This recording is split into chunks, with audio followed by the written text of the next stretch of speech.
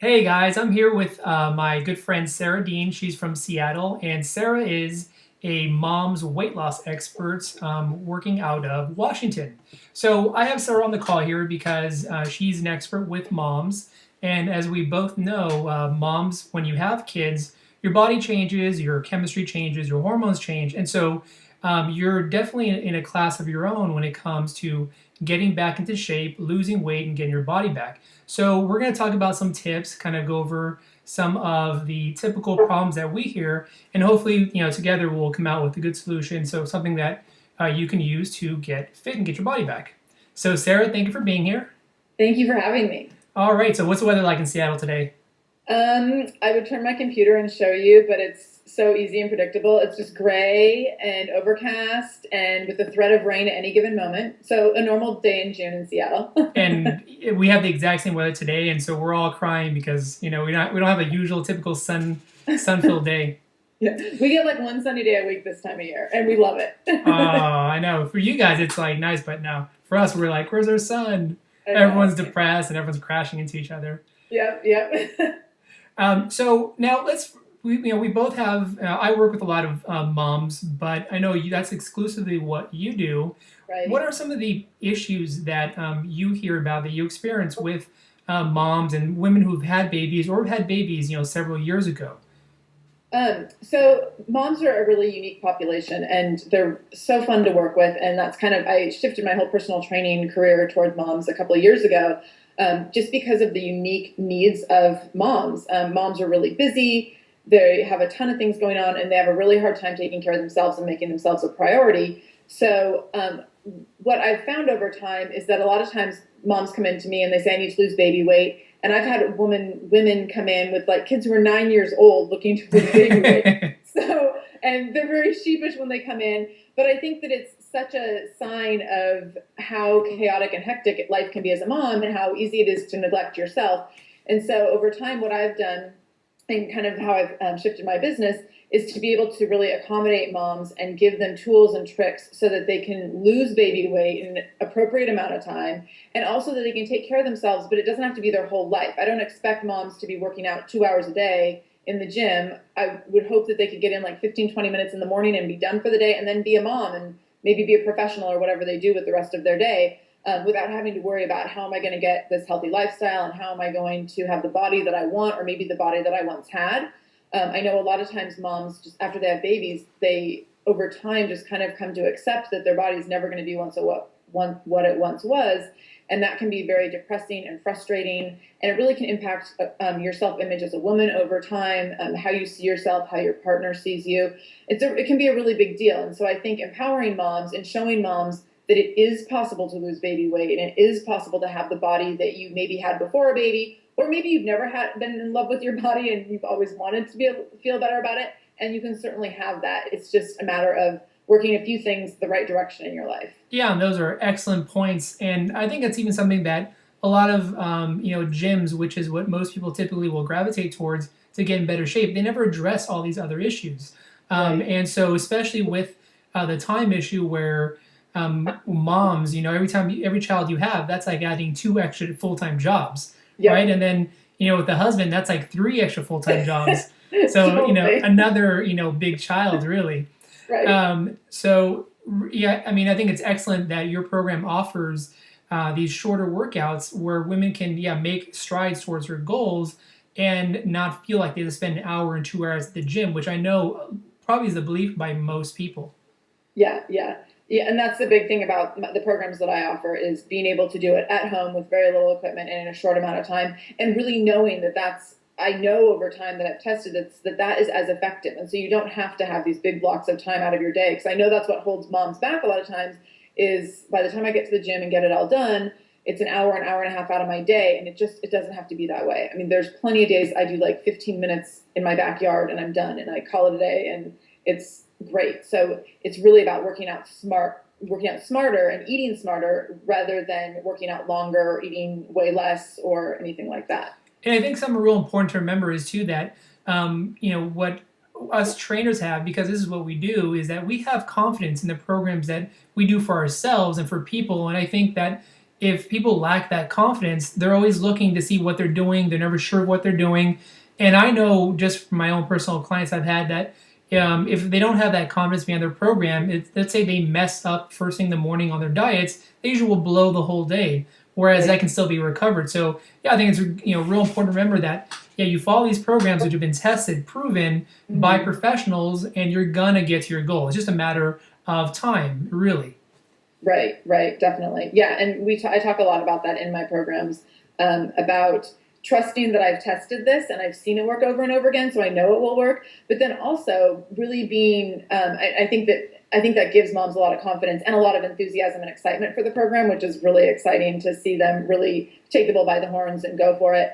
But also, I talk a lot about that, having those moments where you need to start over, and that happens right. If that happens with me, like, oh man, I shouldn't have had that cookie. But the next meal, I'm good. It's going to be like salad, spinach, and salmon, and it's you can start over constantly. You don't have to feel like even if you're in the middle of my program and you make a choice that maybe wasn't the best, you can always start over. You can always improve upon what you're doing, and you don't have to beat yourself up over it. I think it's really important to be human, and I think that people think of trainers as people who are not human, that we're perfect, and we never would eat chocolate, and we would never eat cake, and the big focus of my program is being human, being a mom, enjoying the things that you enjoy, and then being able to do things that also bring back the body that you want, bring back that confidence so that you can feel really good and feel like a woman and a wife, and not just always feel like this mom that has like boogers and baby barf all over you and you haven't showered in 3 days and whatever. I think that's very, very important. Yeah, well, I don't have kids, so I don't know exactly what that is all about. And I'm sure, I'll look forward to it. I have, a cat and a Little version of dog. baby barf. Yeah, I have dogs, and they're, enough work that I can handle. Now, one good thing I just thought of this, because you were saying about being human, and with moms, one thing that I hear a lot about, and is that you prepare, certain foods for your kids, for the family, and then whatever they don't have left, they leave over, they don't finish. Usually, the mom eats it, right, or Right. snacks. So, how can we overcome that? What's some good tips and mindset around that, so that if your kid doesn't finish half his, peanut butter jelly sandwich, that you don't have to finish it, or that topic that I know happens quite a bit. Right. Well, I have a couple schools of thought on this.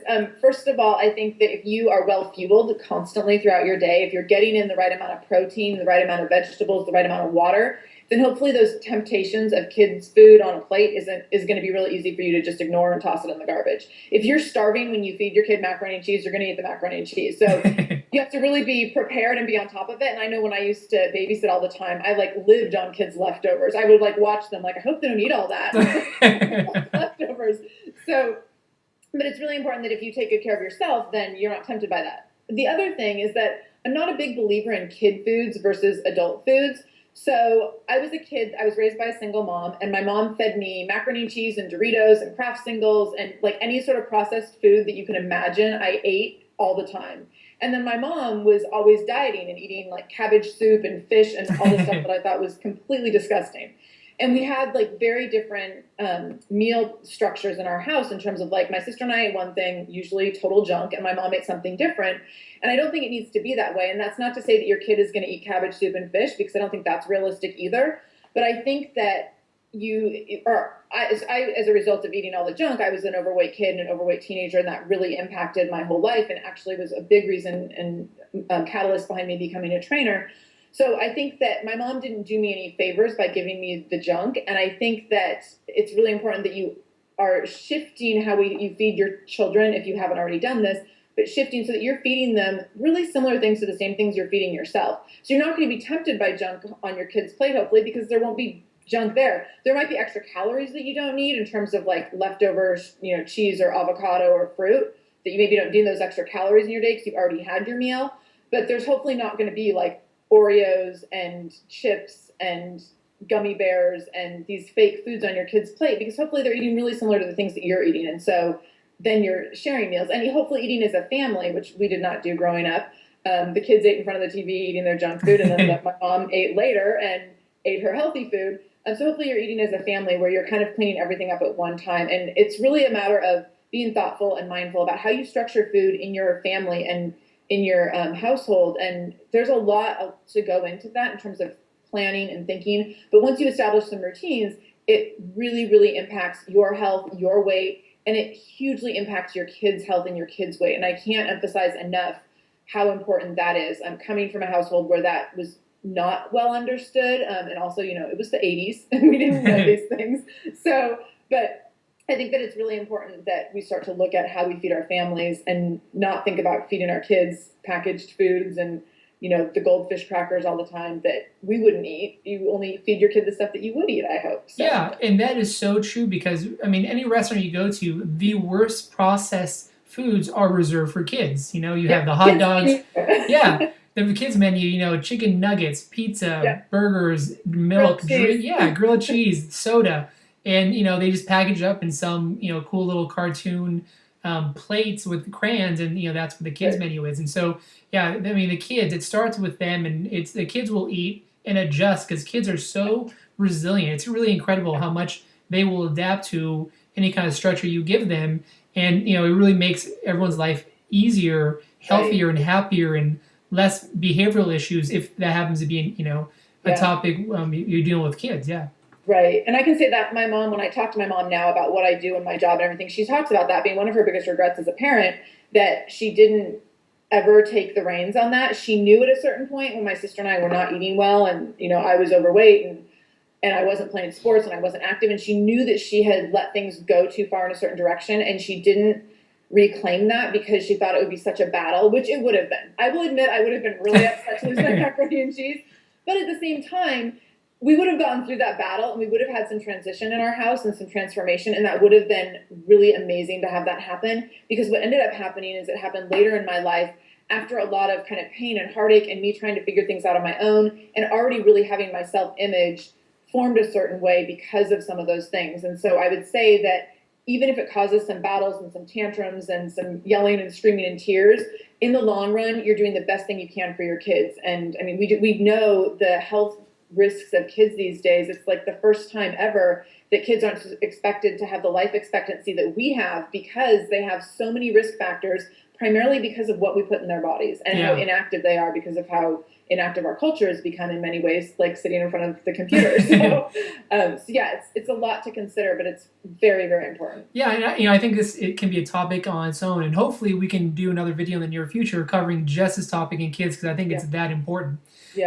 So let's get back to the moms, because if not, I think we'll be here all day talking about kids, because my blood gets boiling just thinking about it. And I don't even have kids, but about it's easy. The disservice that we're doing to them. But so back to the moms, those are great tips about how not to finish. Well, first of all, try not to feed your kids the bad stuff, and be prepared so that you don't end up being hungry. We're going to finish their foods for them. And it's usually all the snack foods that we hear about: the macaroni and cheese, the Doritos, the chips, French fries. I've never once heard a mom said, "Yeah, my kid didn't eat his broccoli, so I ate it for him." Yeah, that never happens. And so now, if we switch topics a little bit.